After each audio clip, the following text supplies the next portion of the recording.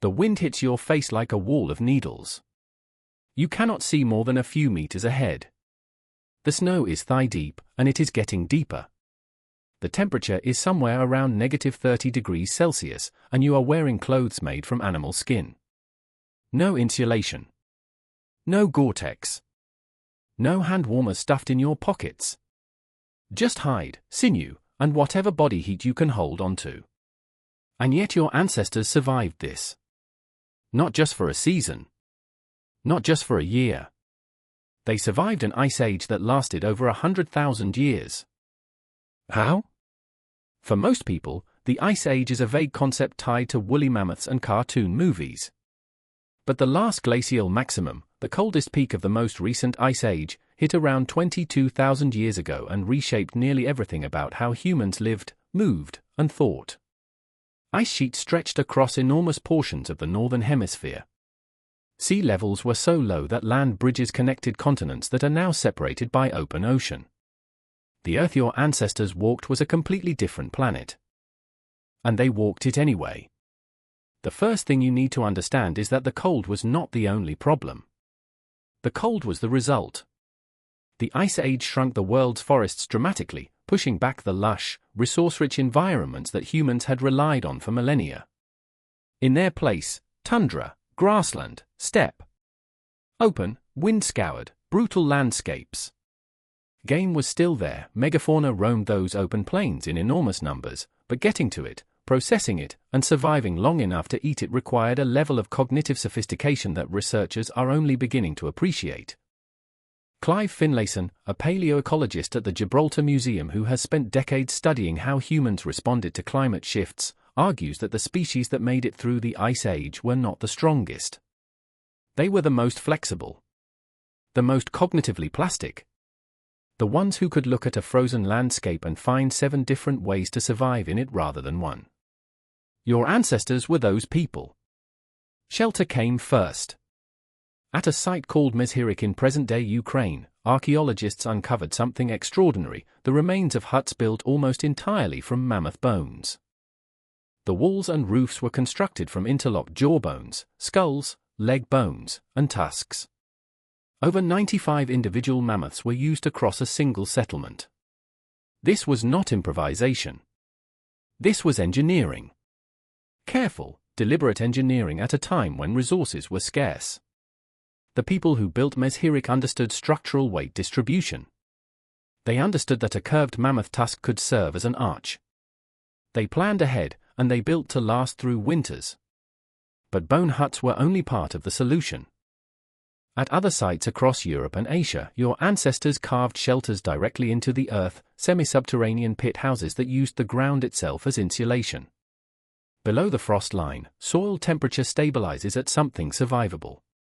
Dig down 1 meter, 2 meters, and you are no longer fighting the full force of the wind.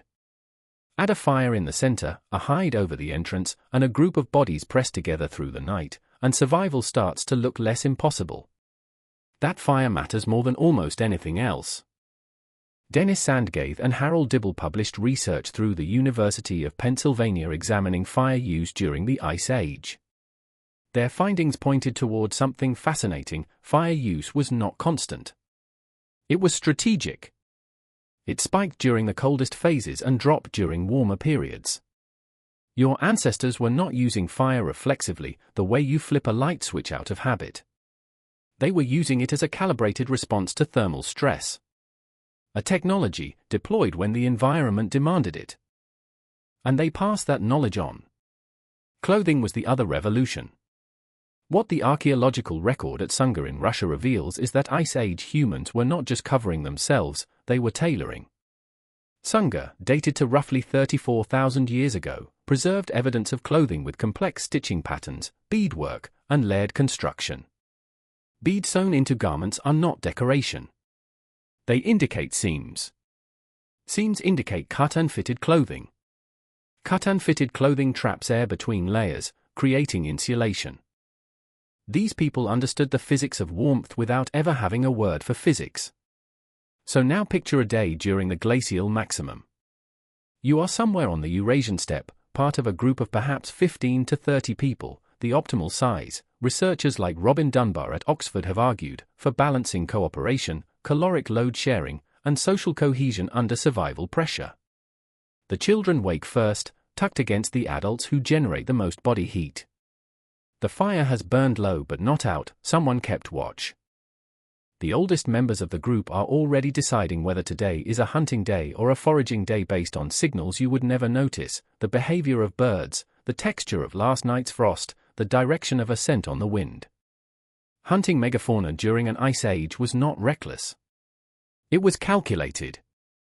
A single woolly mammoth could feed a group of 30 people for weeks.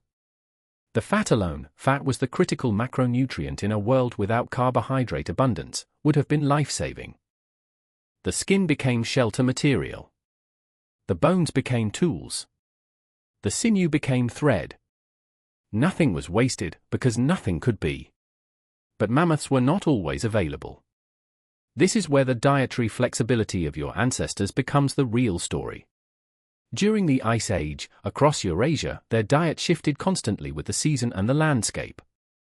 Reindeer and horses in the open steppe. Fish in rivers that remained unfrozen. Roots and seeds harvested and stored during the brief warmer months. There is evidence of deliberate food caching, storage of calories for the lean season, at multiple sites across Eastern Europe. Your ancestors were thinking in seasons, not in days. The social dimension was just as critical as the physical one. Polly Wiesner, an anthropologist at the University of Utah, spent years studying the role of firelight in human social evolution. Her research found that firelight extended the active social period deep into the night, creating space for story, ritual, and long-range planning. Ice Age winters were brutal. They were also long. And long winters created something unexpected, more time around the fire. More story. More transmission of knowledge. More bonding. More planning for a future that was not yet visible. Survival was not just physical. It was cultural. The networks your ancestors built across vast distances were not incidental. Archaeological evidence shows that flint from specific quarries in France appeared at sites hundreds of kilometers away. Shells from coastal regions turned up deep in the continental interior. These were not trade goods in the modern sense. They were alliance goods. Tokens of relationship maintained across cold, dark distances. When your band faced starvation, and it happened, you had allies. People in distant places who remembered the mammoth fat your group had shared 3 seasons ago, who would let you move into their territory until the worst had passed. Kindness was a survival strategy. Now think about what you carry from all of this. Your body still hoards fat with alarming efficiency because the bodies that made it through 22,000 years ago were the ones that stored every spare calorie. Your instinct to gather, to stockpile, to stay close to the people you trust, that is Ice Age logic running in a modern body. Your need for warmth in the company of others on a cold night is not a preference. It is a biological mandate written in by the coldest winters the human species ever faced. The Ice Age did not break us. It built us. The wind still hits your face like a wall of needles. But somewhere in the circuitry of the brain you inherited from the people of Meshirik and Sunga, you already know, without knowing that you know it, exactly what to do.